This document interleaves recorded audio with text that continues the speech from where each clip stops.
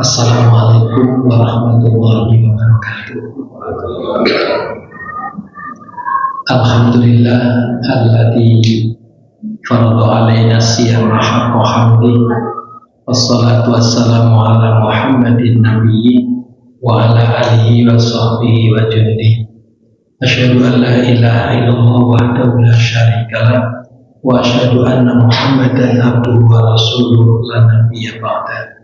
Allahumma sholli wa sallim wa barik ala hasan nabiyil karim nabiyina Muhammadin wa ala alihi wa sahbihi ajma'in. Bapak, Ibu, dan saudara sekalian yang dirahmati Allah, alhamdulillah dengan limpahan rahmat, taufik serta hidayah Allah, malam ini kita dapat melaksanakan rangkaian ibadah. Dan bersyukur sekali kita sudah menyelesaikan puasa selama 21 hari. Mudah-mudahan seluruh amal ibadah yang kita laksanakan menjadi amal yang solid dan mendapat ridho dari Allah Subhanahu wa Ta'ala. Amin. Bapak Ibu jamaah sekalian yang dirahmati Allah, semua amal ibadah di bulan suci Ramadan itu balasannya serba surga. Karena memang orang yang diperintahkan untuk berpuasa itu adalah orang beriman. Dan dengan mengamalkan seluruh rangkaian ibadah di bulan suci Ramadan, maka imannya itu semakin bertambah, semakin meningkat karena ditingkatkan dengan amal soleh.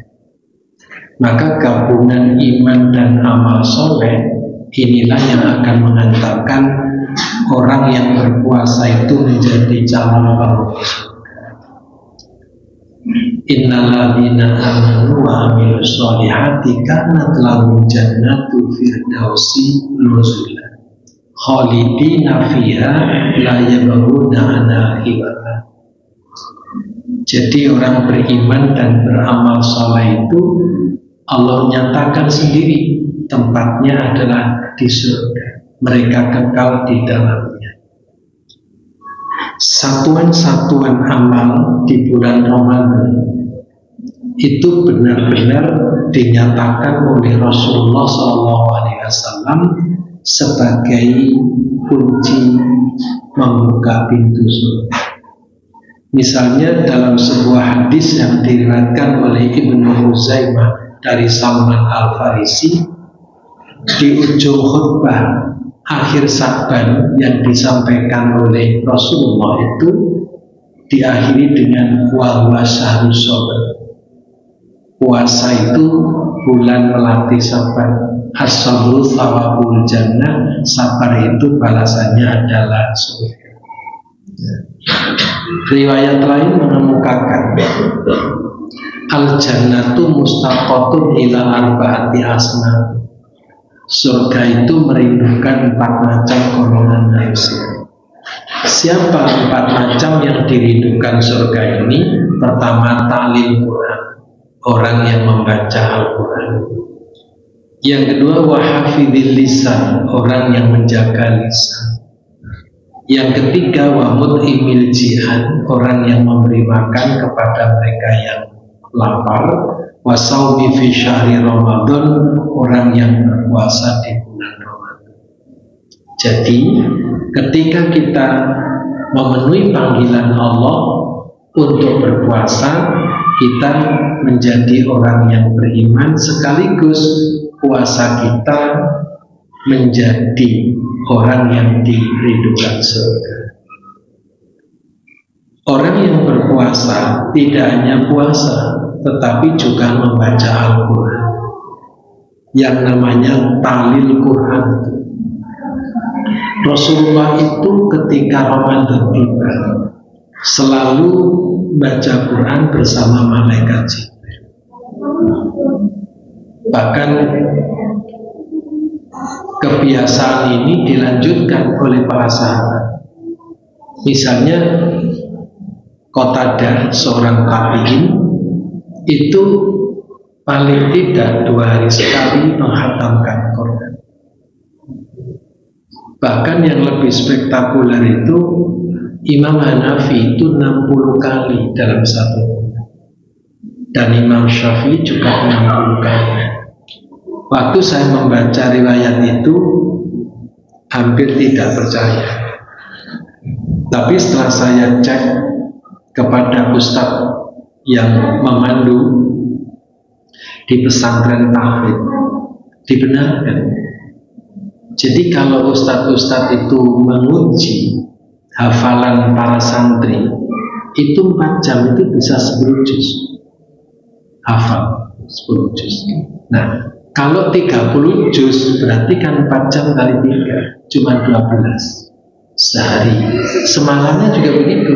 Sehingga Imam Syafi'i dan Imam Hanafi itu kalau sudah Ramadan tiba, targetnya adalah 60 kali. Ya. Dan itu sudah nggak baca lagi, sudah hafal di luar kepala, sehingga nggak pakai jeda, nggak pakai waktu yang panjang. Nah, karena itu Bapak Ibu, orang yang membaca Quran itu dirindukan surga. Yang ketiga, wahafidil lisan, memelihara lisan. Kata Imam Ghazali, lisan itu satu di antara 7 anggota tubuh manusia yang paling banyak memproduksi dosa. Maka jihad betul orang yang memelihara lisan itu betul-betul jihad. Untuk apa? Untuk meraih surga. Karena dampak lisan yang tidak terkendali itu juga menimbulkan bencana dunia akhirat. Nah, kemudian wa'mud imil jihan, orang yang memberi makan mereka yang lapar. Jamaah sekalian, ketika kita bertemu dengan bulan suci Ramadan, serta merta Rasulullah SAW menyatakan manfaat iman.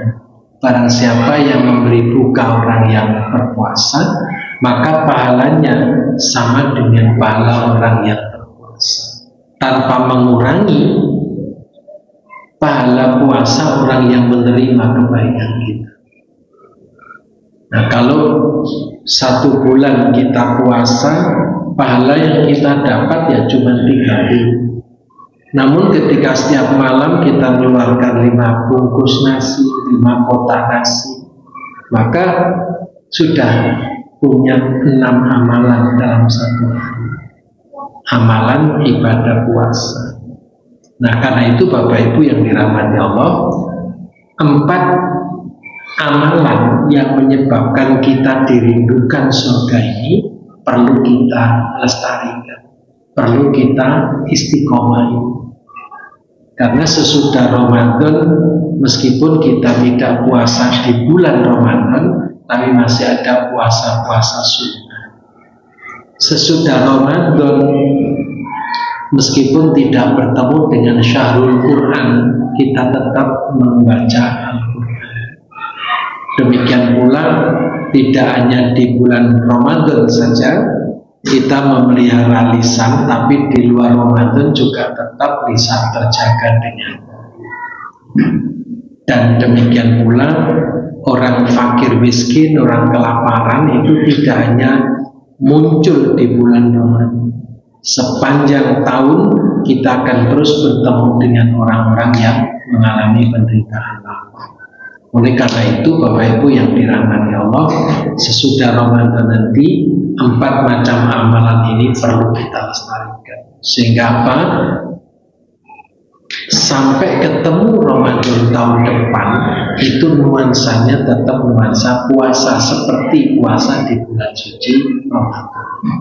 Demikian Bapak Ibu yang dapat saya sampaikan. Mudah-mudahan kita semuanya diparingi sehat walafiat, lahir maupun batin, sehingga dapat menunaikan ibadah puasa dengan baik dan sempurna, meraih segala keutamaan ibadah puasa di bulan suci Ramadan, dan mudah-mudahan kita semua digolongkan oleh Allah menjadi calon penghuni surganya Allah Subhanahu wa taala. Demikian kurang lebihnya mohon maaf. Hadanallahu wa iyyakum ajmain. Wassalamualaikum warahmatullahi wabarakatuh.